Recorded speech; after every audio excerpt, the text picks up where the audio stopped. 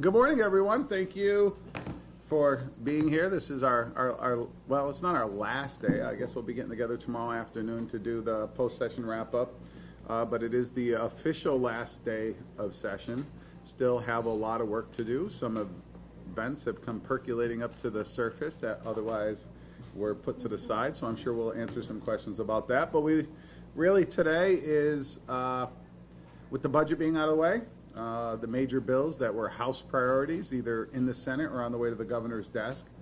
It is the kind of cleanup day. We have some agency bills that we will run today. At some point today, we will run the call for the special session and further clarify the issues that will be covered in that. I don't know what else is out there. It's just it's a cleanup type day. Either bills that weren't ready that are now ready, or bills that were forgotten about for one reason or another that we believe still are priorities. But you could see long breaks throughout the day in both the House and the Senate for either caucusing purposes or just to agree upon the bills moving out. We said it last night with a 60-second debate. Took out a bill that they say is signed off by all four caucuses. Among other things, it would set a limit on how much longer Michael Brandy can serve as the leader of elections enforcement, and it would do a variety of other things. Have you indeed signed off on this bill? I have not signed off. I actually have not even read it yet, so that's what I will be doing today. One of you, not to play favorites, wrote an article about it, and I read through it this morning, and it is one of the bills that I will have on my desk within the next half hour to go through. Were you nervous at all about the budget yesterday after Senator Fasano came out saying we might try to stall this vote? No, only because for many years in both chambers we've had this tradition that we allow debate to continue on forever. But a couple years ago, as you saw in the Senate, they were willing to call the question to end the debate on something as important as the budget. So it's always a fine balance. We can get business done if we have to. We have traditions that we want to respect. But the tradition of not cutting off debate never had anything to do with filibusters, but it was more about allowing genuine debate on the floor. So if it got to that point, I think they would have called the question and we would have moved on. Let's get back. No. Let's get back to this election thing, because I mean this. We didn't move on. They did. These are huge changes that are being thrown at that were debated for less than what, a minute, 2 minutes. That's what the article said. 60 seconds. I mean, this is. Look, you guys came under criticism after Citizens United for going farther than advocates of clean elections thought you had to go in order to comply. And we wanted to go further. Well, certainly you placed a statute of limitations on election complaints. Yeah. I mean, this is just a continuing a pattern. What is with you guys and this sort of resistance to, electoral supervision? I don't think there's specifically from down here, I don't think there's a resistance on our part for electoral supervision oversight. Again, I apologize. We're both very tired. I don't think we left here till after midnight. So if I stumble a little bit, sincere apologies. I don't know what the reasons were for the bill. I read, as everybody else read, about how it was passing with the debate last night. I will be going through it today, and I'll be happy to make myself available after I go. And I think we would caucus it as well to go another step further. So no one's going to rush something through. If we read it, and I have not read it either, and our lawyers read it, we'll caucus it as well. So wasn't an agreement with the four caucuses? We did not sign off on an agreement of the contents of the bill. We were told that there was an election fix bill that was being worked on, and we would see it later. I'm like, oh, okay. And do you think this does send a pointed message to elections enforcement? The Senator Looney and others tried to say, well, we just want to treat this position the way other executive branch positions are, but it would be different from the other watchdogs, Freedom of Information Commission, Office of State Ethics. So would this, is there a danger of this being seen as the legislature bullying the agency that's responsible for enforcing how you guys conduct your campaigns? I think it could be seen as that. I don't know that that was the intention. I don't want to speak for others that authored the bill, their intention. I will say there's frustrations consistently with the Elections Commission, whether it is the time it takes to resolve complaints, audits that are done that are supposedly done on a lottery basis, and I've been audited every single year since I've been running. There's certain aspects that frustrate all of us. We believe in the system. We believe in the system that allows the small donors from within our districts to provide the financing for our campaigns. And again, not reading the bill, changes to that would allow it to run in a smoother fashion are fine, but wholesale getting rid of some of the safeguards in place isn't something I don't believe our caucus would be in favor of. There was another provision that dealt with the free speech issue that's, it's actually now before the Connecticut Supreme Court involving former Senator Markley and Senator Sampson. It was hard to tell. There were people last night who thought it would take Markley and Sampson off the hook. I'm not sure if that's true. But in any event, how do you feel about that free speech issue, the idea of allowing public financing to be used in ads that can then attack someone else's on the ballot? You know, it was done with these guys against Malloy in 2014. With this provision, presumably there will be Democrats who will link Republicans to President Trump in 2020. One might imagine that to be the case. One might imagine. But we didn't do it, House Democrats, the last time.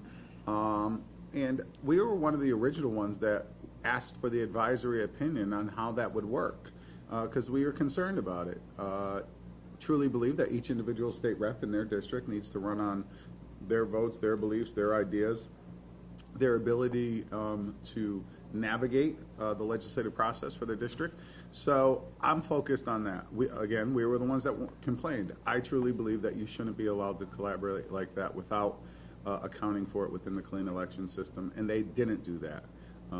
So if that's contained in the bill, and I trust your word, and I did read the story, I would struggle with that.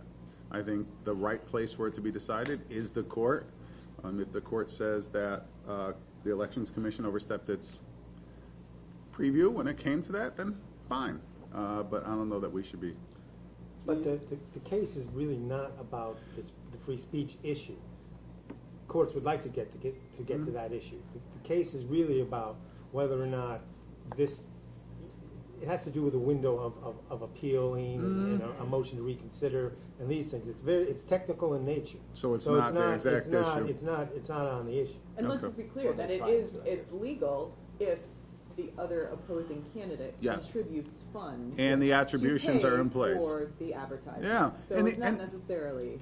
Yeah, and the attributions to me, Christine, are equally important. I've said for a long time, and this was the majority leader and I's press conference out here a couple years ago, if you're going to say something about somebody that you're running against, that you need to put your name on it and you need to pay for it, and that would be the same case. I didn't believe that Senator Markley then and Representative Sampson should be allowed to attack or go after in a political campaign, not attack, that's a little too aggressive, but go after the governor within their campaign funds and tying us to it. It's two separate issues. And if you're going to do it, whoever their candidate was at the time, was it Foley, I believe, should have had his name on it. He should have paid for some, or State Central could have paid for it, or it could be a combination of funds. Just stand up for what you're saying. There shouldn't be these blind accusations out there about other candidates. Is there any chance that marijuana ends up in a special session call for the constitutional amendment you guys have discussed or no? The time frame really doesn't matter all that much, whether we do it next year or not. The question would be, can we reach the threshold to put it on the ballot immediately? I would like some opportunity to speak to the Republican counterparts in both the House and the Senate. I think it's a fair way to handle it, but we'll see where they're at. And I think the advocates want some time to talk to people in their districts. Are you going to oppose letting the voters choose? Are you a libertarian Republican or not? And we'll find out. So it wouldn't go in a special session call? Not this time, not this year. The time frame doesn't change. It's the 2020 ballot if the threshold's So achieved. what is the clarification then on special session? It's going to be just transportation, just tolls, and No. governor's going to No, call we'll have you a few other in? Is that bills. how it's gonna No, we have a few more things. I would say overall it probably will be transportation, economic development, school construction, and the bonding package. Mayor Ganem last night was showing some leaders 1.25 page summary of an amendment he would like to see on Senate Bill 17, that casino bill. And in it, it calls for $100 million in public financing from either the city or state that would give the tribes exclusive rights to not only sports betting, but online casino games. And there's a bunch of other things. Senator Bradley described you as a supporter of this general concept, describing you as almost giddy. Giddy. I read that this morning too. So, I guess we've now talked about which article I read. Go ahead. So, is this anything? Well, what is your reaction to the framework that Mayor Ganem was showing people last night in this building?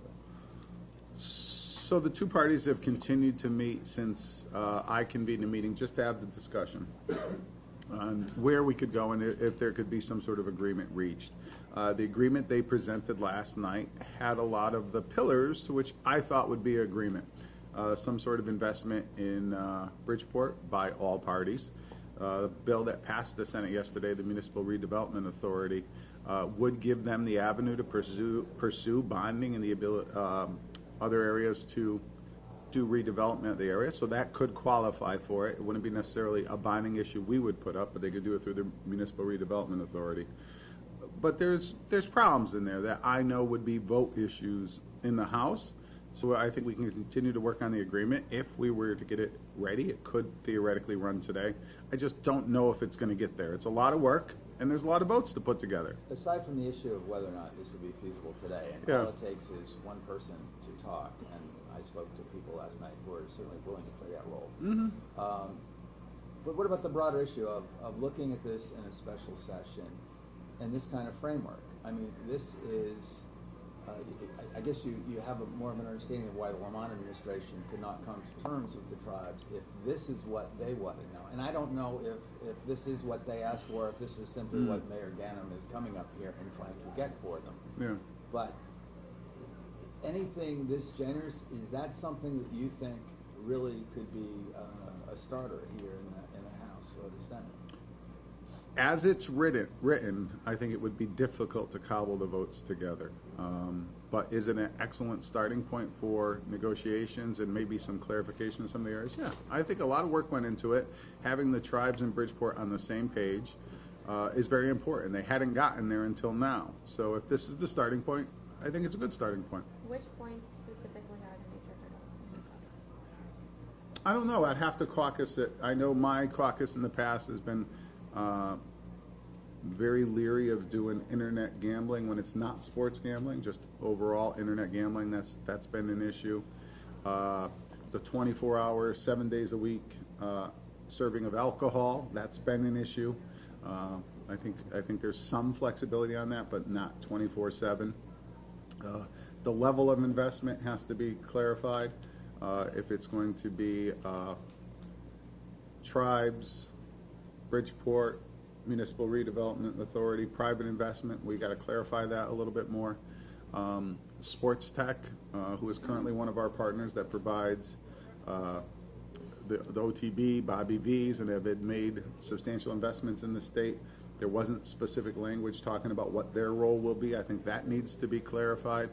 But beyond that, the others are just regular old negotiations. But those are a few, I think, based upon what we've heard from our caucus over the years, that would be issues that we had to discuss. The Consumer Council's put out a warning on an amendment that would allow some of these bandit third-party electric suppliers direct billing access. Are you aware of it out there on Do you know about it? amendment today? No. Well, I will say this: we track every amendment, so if we see something that is fishy, we'll smell it out. It's going to be on a solar bill. I don't know, But that didn't get out of energy. Between Ricky Baltimore, Jeff Curry, and Vinny Candelora, everybody will read it. So you can't catch us by surprise. I will tell you that. And necessarily does putting term limits on the state's election regulator automatically politicize this issue in like an unacceptable way to you? Or is it just the reporters who are watching you guys slowly take away the public's right to know? Yeah,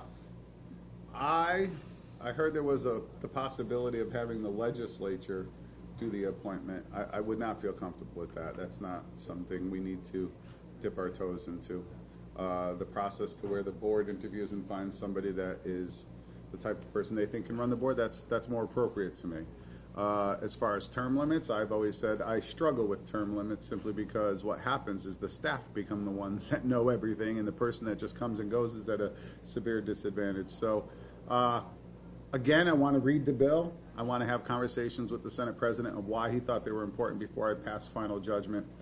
But there are issues that stick out of my head that are troublesome. Could you guys talk a little bit, I know we'll talk tomorrow, but, you know, this agenda, your policy agenda, you seem to score some big wins, family leave, medical, you know, the minimum wage, time's up. More coming today, things. too. Yeah, exactly. And you've had, you know, we already talked about some of the ones that have faltered, you know, tolls, marijuana, whatever. Sports so, gambling. Sports gambling. Yeah. So just how do you know, just what are your thoughts on how much of the Democratic agenda got done? I'm looking at the clock because when we finish this, we'll have about 14 hours to continue it. But I'm really happy overall with how the House ran this year, the cooperation between the Republican side of the aisle and the Democratic side of the aisle. We compromised on a lot of bills. I thought the Majority Leader did an excellent job of negotiating the time frames. We only stayed one night past midnight, and that was on minimum wage. And we offered the next day with a limited 7 or 8 hour debate, and it was rejected. So that's the only reason we stayed through the night.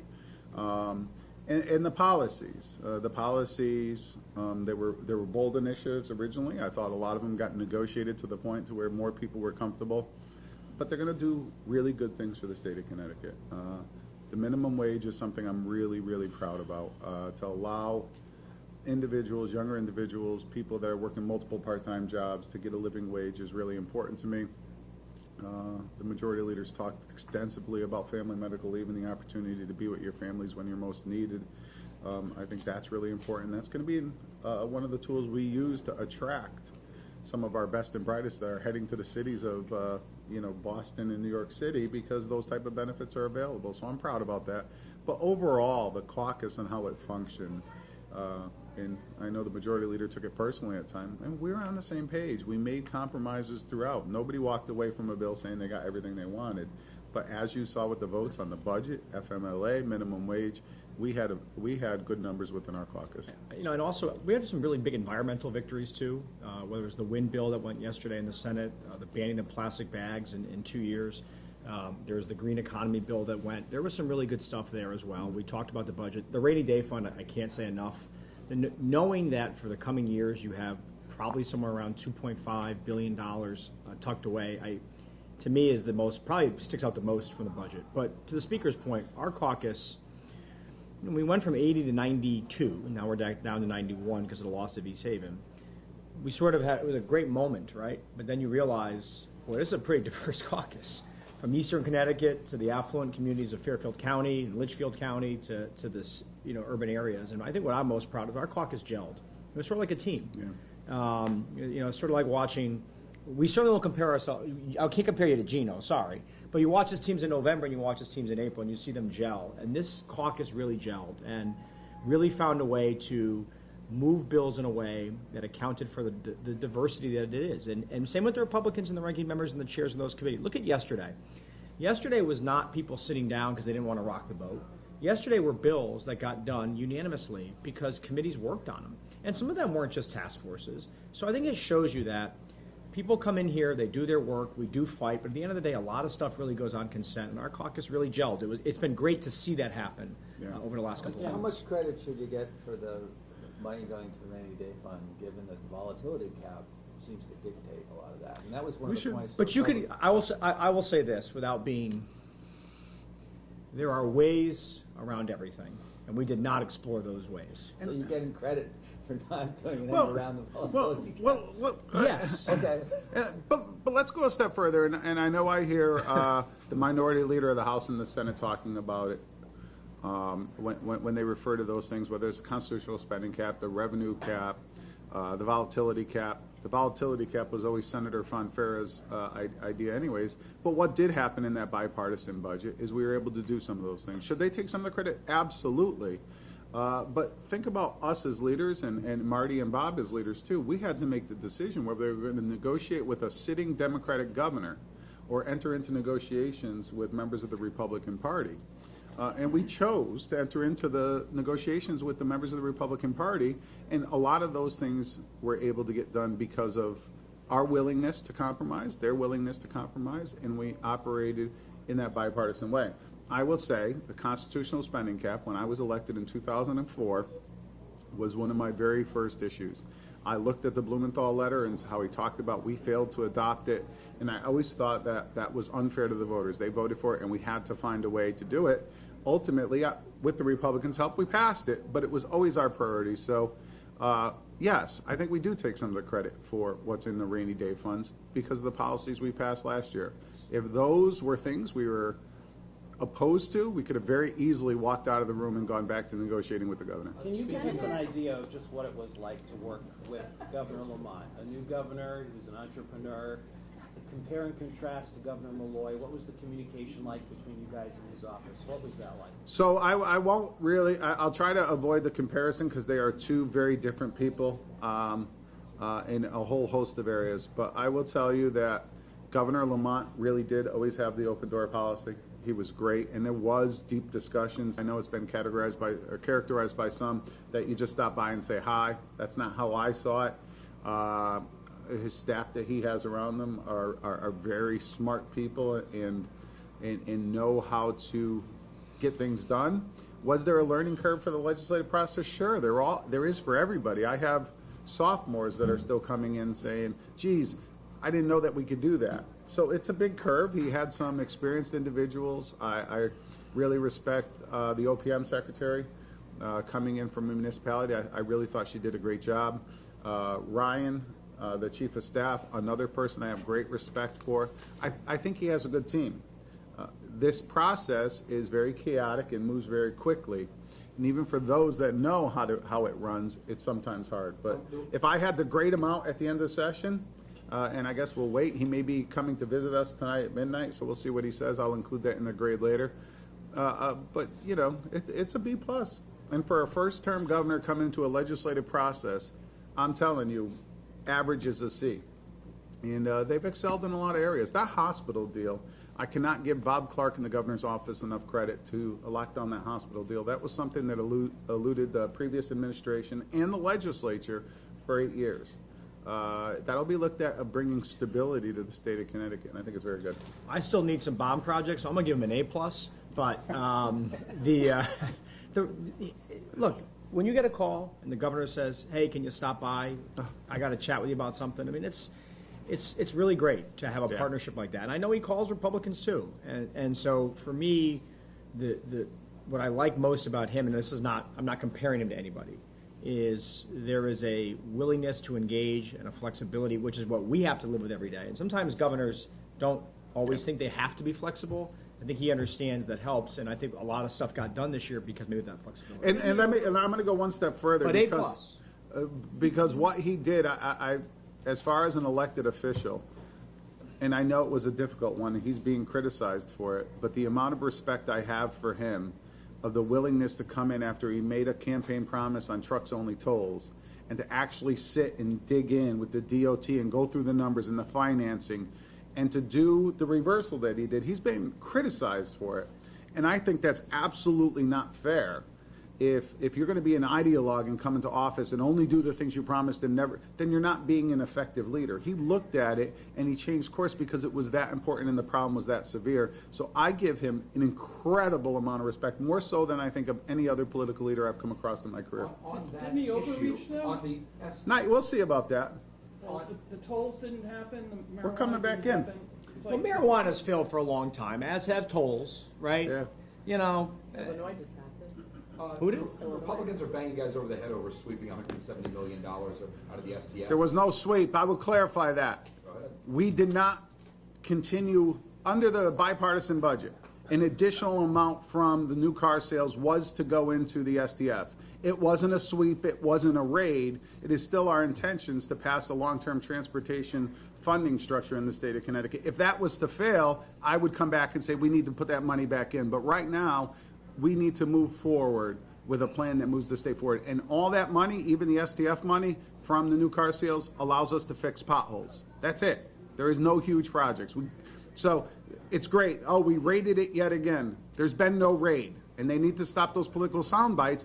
That's what affects the public. The lack of trust is more about political sound bites that they think can get them the majority. It didn't work. Let's get to work. I'll go a step further. If they're going to call it a sweep, then they're saying that we violated the constitutional amendment that passed last November. Get yourself a lawyer and file a lawsuit. You will lose. It's not a sweep. So if they can make a legal argument that it's a sweep, I'd love to read the brief. They're not, so it's a political talking point. Senator Bergstein is claiming on social media that the governor's office is blocking the House from voting on an infrastructure bank bill. Have they communicated with you? I don't think he Not gets a- at all, he gets a actually. vote down As here. a matter of fact, I've had conversations with the governor's office on many bills they want blocked, and I can tell you that's not on the list. And the reason I know that is a priority for my banking chair. So we obviously swap notes, and we will try. It is all very much in the mix. The problem becomes there are people who I know do not like it, and if they stand up and talk, that becomes a problem. But nobody's blocking that. That's actually still in the mix. Actually, Yeah. I like that bill. It's an interesting concept. When you concede that through your actions, you have diverted money that otherwise would have gone into the special transportation fund. Under the budget. better word. That is better word, but under the current budget, we have made the policy decision to stop the new car sales tax to going at the percentage it was the last Yeah, budget. It's gonna go up to 33, now I believe it's 17, correct? Yeah. Yeah. But, I mean, that's money that's not going, that would have been going in, and that's not. And that's the basis of the disagreement. Republicans call that a raid. So, The Well, so previous careful with administration- terms, though. It's not a- the- it's the- not the a raid. previous- It's not a raid nor a The sweep. previous administration had the same sort of objection when it was, one Yeah. of those things we So- characterized. so- But, I mean, it's a running dispute. So, okay, so when they stand on the House floor and talk about the pension problems with the state employees, I should then stand up, it's because of their predecessors continually to raid the pension fund, because they never made their payments, and they raided it, and they've created this situation so the pension fund would fail, and we could alter the benefits. Legislatures, governors, and state employee unions have their fingerprints All over it. that. I agree, but they never stand up and say that, yeah, we're responsible for the pension problem. They stand up and they say it's these greedy state employees, they have these great pension plans, and we got to put a stop to it. So if we're all being honest, then we need to be honest, so they should stop using raid. In the bipartisan budget, we all voted to sweep the Clean Energy Fund. Not the proudest moment for all four caucuses, but we all did it. So don't say you sweep, we've all swept, and we did in the BIPE to a very large amount of money, I might add, too. So real quick, we got to go gavel, and two things, a little personal privilege. A friend of mine, Jim, I refer to him as Biggs, is home on the mend. I just want to say hi, hope you're feeling better. The other thing, guys, seriously, Biggs, much respect, Biggs. For all of you that are here, I really appreciate you guys doing this. I know sometimes we ramble on. Every now and then we give you a little talking point that you can use. But having you guys come do this and the willingness to put what we're talking about for the day really means a lot to me. Next year, we're going to continue it. After that, I really hope whoever happens to be a speaker will continue it. But you guys come in the morning, get the information out to the public of what we're going to do. I genuinely appreciate, and thank you for doing it. I just like to see ESPN every once in a while so we could talk sports, but we'll work on that for next year. Closest you're going to get is Joe D. He was here the other day. So, all right, thank you. Thanks, guys. All right, 2 o'clock tomorrow for the wrap-up.